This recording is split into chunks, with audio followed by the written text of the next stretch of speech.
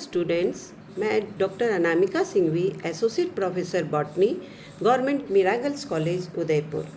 आज हम plant tissue culture के बारे में बात करेंगे। प्लांट टिश्यू कल्चर बायोटेक्नोलॉजी का ही एक पार्ट है और बायोटेक्नोलॉजी हमने जनरल इंट्रोडक्शन में देखा था कि ये बायोलॉजी प्लस टेक्नोलॉजी दो वर्ड से मिलकर बना है, जिसको टर्म सबसे पहले 1917 में हंगेरियन इंजीनियर कार्ल रैकी ने दी थी। और बायोटेक्नोलॉजी क्या है?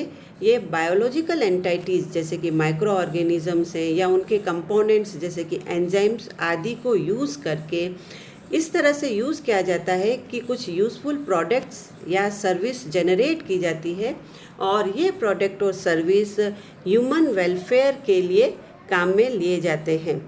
प्लांट टिश्यू कल्चर भी बायोटेक्नोलॉजी का ही एक पार्ट है और प्लांट बायोटेक्नोलॉजी में हम प्लांट रिसोर्सेज का इस्तेमाल करते हैं इंडस्ट्रियल प्रोसेसेस को जनरेट करने में और उसको हम यूज़ करते हैं एग्रीकल्चर, फॉरेस्ट्री एंड हॉर्टिकल्चर में।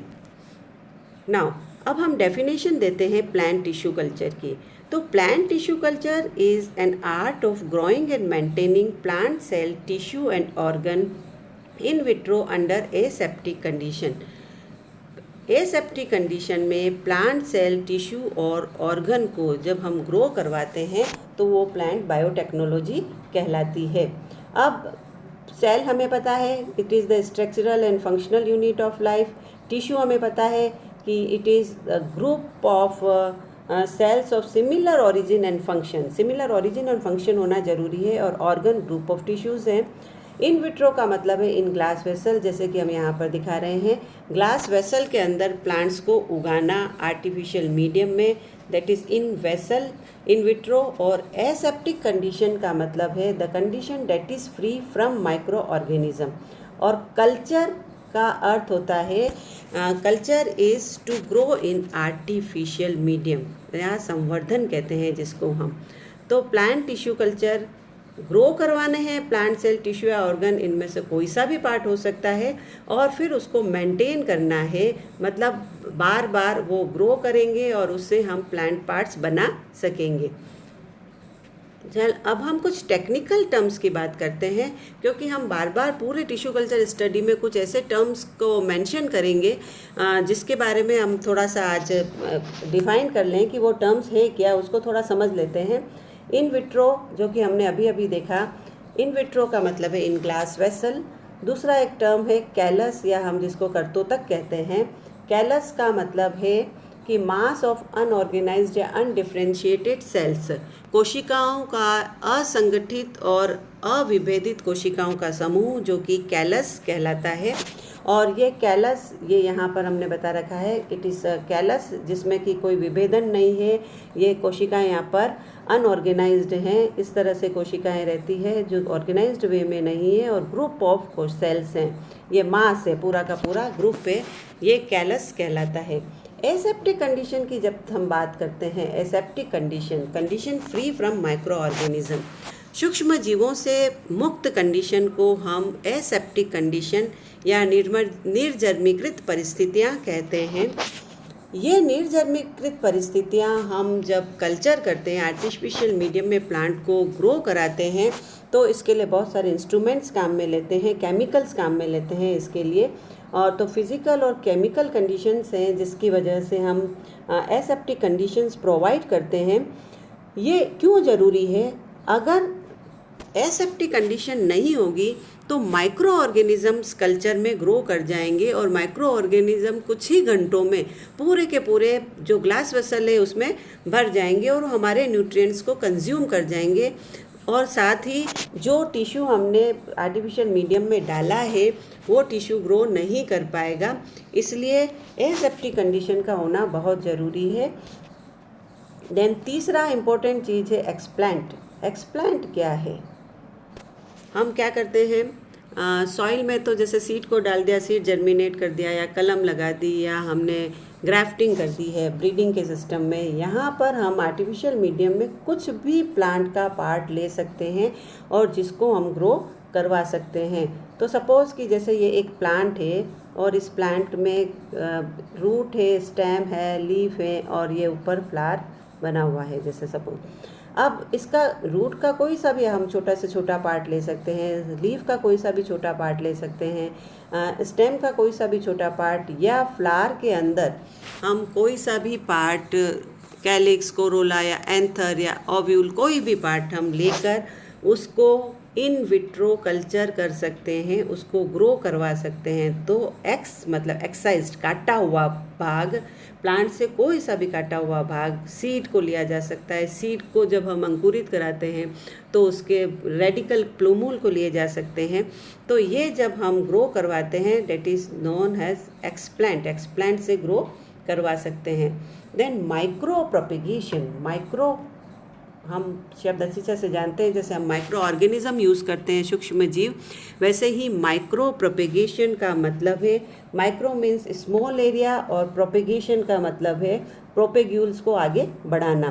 तो माइक्रो प्रोपेगेशन का मतलब है सो मैनी प्रोपेग्यूल्स प्रोड्यूस करना है small area of culture vessel में। कल्चर वेसल है जैसे कि सपोज़ कि ये एक फ्लास्क है, इस फ्लास्क में हम बहुत सारे पौधे ग्रो करवा रहे हैं आर्टिफिशियल मीडियम के अंदर। तो ये कहलाता है माइक्रो प्रोपेगेशन। एक छोटे से एरिया में थाउजेंड्स ऑफ प्लांट्स को ग्रो कराया जा सकता है, ये है माइक्रो प्रोपेगेशन।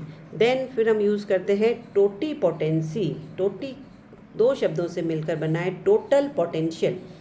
टोटल पोटेंशियल है पूर्ण शक्तता।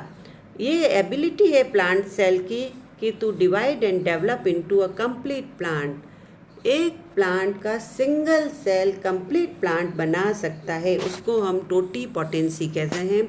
जैसे कि नेचर में हम इसको देखते हैं कि नेचर में जाइगोट एक सिंगल सेल होती है और उस जाइगोट से कंप्लीट प्लांट बनता है।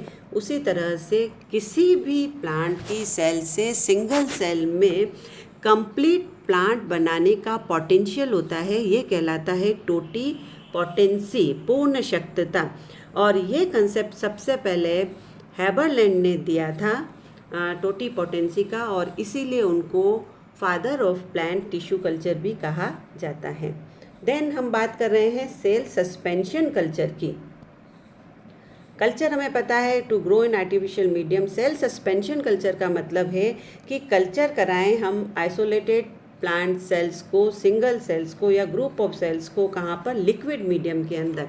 देखिए हम दो मीडियम में कल्चर करा सकते हैं, एक तो होता है लिक्विड मीडियम और दूसरा है सेमी सॉलिड मीडियम। तो लिक्विड और सेमी सॉलिड मीडियम में कल्चर कराते हैं। सेमी सॉलिड मीडियम में तो हम उसको अगर डालकर सॉलिड कर देते हैं, सेमी सॉलिड बना देते हैं, और ये इसमें सस्पेंशन कल्चर में पूरा लिक्विड होता है। और इन दोनों ही प्रोसेस हैं जिसमें कि हम आइसोलेटेड प्लांट सेल्स को ग्रो करवाते हैं। देन डिफ्रेंशिएशन और रीडिफ्रेंशिएशन की हम बात करें। डी डिफ्रेंशिएशन क्या है? D differentiation phenomenon of mature cells हैं जो रिवर्ट हो जाती है मेरिस्टेमेटिक सेल्स में और फिर अनडिफ्रेंशिएटेड कैलस टिश्यू बनाती है। इसको हम कहते हैं विभेदन या डी डिफ्रेंशिएशन। D differentiation. और दूसरी तरफ रीडिफ्रेंशिएशन क्या कहलाएगा? It is the ability of dedifferentiated cells to form whole plant और प्लांट ऑर्गन। बहुत इंपॉर्टेंट चीज़ है। देखिए सपोज कि हमने पहले एक डिफ्रेंशिएटेड सेल ली, ये लीफ ली है हमने, लीफ इस डिफ्रेंशिएटेड हो गई क्योंकि वो लीफ बन गई है, उसमें विभेदन हो गया है और ये लीफ मैच्योर है। अब ये लीफ के जब हमने छोटे छोटे टुकड़े काटे हैं तो यहाँ क्या होगी, पेरेन्काइमेटस सेल्स इसकी एक्सपोज हो जाएगी। तो वो पेरेन्काइमेटस सेल्स में हम कहते हैं डिवाइड या डिवीज़न की कैपेसिटी होती है, तो वो फटाफट डिवाइड करके एक स्ट्रक्चर बनाएगी जिसको हम कहते हैं कि वो कैलस बना रही है। तो मतलब डिवीज़न की कैपेसिटी आ गई है वापस छोटे छोटे टुकड़ों में, और वो कैलस बना रही है, हाईली डिवाइडिंग सेल्स बना रही है, मेरिस्टेमेटिक हो गई है। तो ये प्रोपोर्शन या ये प्रोसेस कहलाता है डी डिफ्रेंशिएशन, जहाँ कि मैच्योर सेल वापस से मेरिस्टेमेटिक हो जाती है और कैलस बनाती है। दूसरी तरफ रीडिफ्रेंशिएशन में हम क्या करते हैं, जब ये कैलस बन गया, कैलस बनाना तो हमारा पर्पस नहीं है, जैसे हमारा पर्पस है अभी कि पूरा का पूरा प्लांटलेट बनाया जाए, तो हम उसको रीडिफ्रेंशिएट कराते हैं। जैसे कैलस बनाने के लिए अगर हम डार्क में रखते हैं तो यहाँ वापस हम उस कैलस को लाइट में रखेंगे। प्लस हम क्या करेंगे, कुछ प्लांट ग्रोथ रेगुलेटर्स को इस्तेमाल करेंगे, PGR, और उन प्लांट ग्रोथ रेगुलेटर्स में ऑक्सिन एंड साइटोकाइनिन का ऐसा कॉम्बिनेशन रखते हैं कि वो वापस से कैलस में डिफ्रेंशिएशन होना स्टार्ट होता है। कैलस सबसे पहले ग्रीन होंगे, फिर उसमें शूट बड्स बनेंगी, और फिर वो शूट बड्स लंबे होंगे, फिर वो उसमें शूट्स, लंबी शूट्स बनेंगी जो कि 2 या 2.5 सेंटीमीटर की है। फिर उनको हम रूटिंग के मीडियम पर डालेंगे और उसमें रूट्स बन जाएगी, और उसको बाद में तैयार करके हम पॉट में डालते हुए फील्ड में ग्रो करवाएंगे। तो ये सारा प्रोसेस डी डिफ्रेंशिएशन से री डिफ्रेंशिएशन का प्रोसेस कहलाता है, जहां हम कंप्लीट प्लांट्स वापस बनाते हैं according to our choice. Then फिर इम्पोर्टेंट चीज़ है एक somaclonal variation. Somaclonal variation, soma plus clonal. Soma means somatic cells, और क्लोन हम जानते हैं producing large number of propagules, या बहुत सारे प्रोपेग्यूल्स एग्जैक्ट कॉपीज़ बनानी है। तो exact number of copy, exact copies of plant अगर हम बनाते हैं और बहुत संख्या में बनाते हैं तो उसको हम क्लोन कहते हैं। और सोमा सोमेटिक सेल्स हैं। तो Soma clonal variation genetic variation है कहाँ पर, जो clones produce during multiplication of callus. Callus के मल्टीप्लिकेशन के समय जो क्लोन प्रोड्यूस्ड हुए हैं उसमें जेनेटिक वेरिएशन, इसका मतलब क्रोमोसोम के लेवल पर यहाँ पर चेंज आया है, और ये कहलाता है सोमा क्लोनल वेरिएशन। जनरली क्या होता है, जब हम सोमेटिक सेल्स यूज़ करते हैं तो सोमेटिक सेल्स यूज़ करने के समय वेरिएशन नहीं होता है। हम नेचर में भी यही देखते हैं कि जब जाइगोटिक सेल्स या जेनेटिक सेल्स यूज़ की जाती है, जहाँ फ्यूज़न और फ्यूज़न के बाद में मियोसिस होता है, वहाँ वेरिएशन होता है। सोमेटिक सेल्स में वेरिएशन की संभावना नहीं होती है, मगर यहाँ पर वेरिएशन है क्योंकि कैलस अनऑर्गेनाइज्ड वे में ग्रो करता है, तो वहाँ क्रोमोसोमल के लेवल पर चेंज आता है, that is known as somaclonal variation. इस सोमा क्लोनल वेरिएशन को हम इस्तेमाल करते हैं अच्छे प्रॉपर्टीज़ को, अच्छे गुण को मल्टीप्लाई करने के लिए, मगर ये कभी पॉजिटिव भी हो सकता है और ये कभी नेगेटिव भी हो सकता है। Then somatic embryogenesis. वापस सोमेटिक शब्द हमें अच्छी तरह से पता है कि अदर देन जेनेटिक, इसमें कोई सा भी प्लांट पार्ट ले सकते हैं एंथर और ओव्यूल के अलावा, है ना, जो 2N है, डिप्लॉयड है। सोमेटिक और एम्ब्रियोजेनेसिस का मतलब है process of formation of embryo. Embryo हम जानते हैं, एम्ब्रियो क्या है, एम्ब्रियो इस अ बाइपोलर स्ट्रक्चर है। सपोज ये एम्ब्रियो ग्रो कर रहा है, ये बाइपोलर है, ये कोटलीडन्स हैं। एम्ब्रियो इस अ बाइपोलर स्ट्रक्चर, जिसमें क्या होता है, एक पोल तो रेडिकल देता है और दूसरा पोल क्या बनाता है, प्लूमूल बनाता है। रेडिकल आगे चलकर रूट्स बनाएंगी और प्लूमूल आगे चलकर शूट्स बनाता है, ये शूट्स बनते हैं। ठीक है, ये तो है एम्ब्रियो।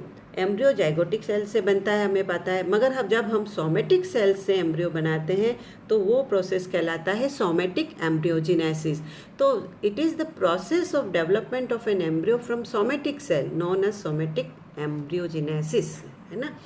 तो यहाँ हम देख रहे हैं कि ये जैसे सोमेटिक एम्ब्रियो बना हुआ है। सोमेटिक एम्ब्रियोजेनेसिस में हम सोमेटिक एम्ब्रियोजेनेसिस 2 तरह से प्राप्त कर सकते हैं। एक तो डायरेक्ट एम्ब्रियोजेनेसिस हो सकता है और एक दूसरा इनडायरेक्ट एम्ब्रियोजेनेसिस कल्चर में हम कर सकते हैं। तो डायरेक्ट एम्ब्रियोजेनेसिस में तो प्लांट पार्ट्स के ऊपर ही एम्ब्रियो बन जाता है और इसको काफ़ी वेटेज दिया जाता है टिश्यू कल्चर के एक्सपेरिमेंट्स में, और चाहे वो इनडायरेक्ट सोमेटिक एम्ब्रियोजेनेसिस हो, इसको भी हम बहुत वेटेज देते हैं। ये थ्रू कैलस है, कैलस के थ्रू बनेगा इनडायरेक्ट, और ये डायरेक्ट लीफ पर या स्टेम पर या जो एक्सप्लांट है उस पर ही बन जाएगा। यहाँ हम फिगर में दिखा रहे हैं, ये कुछ एम्ब्रियोज़ हैं, ग्रुप ऑफ एम्ब्रियोज़ दिख रहे हैं यहाँ पर, जो लगभग ग्लोब्यूलर शेप्ड एम्ब्रियो है। इसमें कभी कभी उसमें हार्ट शेप्ड एम्ब्रियो भी होते हैं। ये हार्ट शेप्ड एम्ब्रियो है। तो इन एम्ब्रियो में क्या होता है, एम्ब्रियो को डायरेक्ट पिक करके आप मीडियम पर रख देते हैं तो वो पूरा का पूरा प्लांटलेट बन जाता है। मतलब आपको शूट अलग से इंड्यूस नहीं करना है, रूटिंग अलग से इंड्यूस नहीं करनी है, शूट और रूट एक साथ बन जाते हैं। तो बहुत सारे स्टेप्स को हम स्किप कर जाते हैं और ये बहुत अधिक वेटेज देता है, क्योंकि इसमें काफ़ी खर्चा बच जाता है हमारा बार बार कल्चर और सब कल्चरिंग करने का। तो एक बहुत इंपॉर्टेंट चीज़ है सोमेटिक एम्ब्रियोजेनेसिस, जिसको इस्तेमाल करके हम बहुत सारे एम्ब्रियोज एक साथ बनाकर एक साथ प्लांटलेट्स तैयार कर सकते हैं। तो ये रहा हमारा जनरल थोड़ा सा प्लांट टिश्यू कल्चर के टर्म्स के बारे में, जो कि हम बार बार मेंशन करेंगे। आप इसको अच्छी तरह से देख लें। Thank you.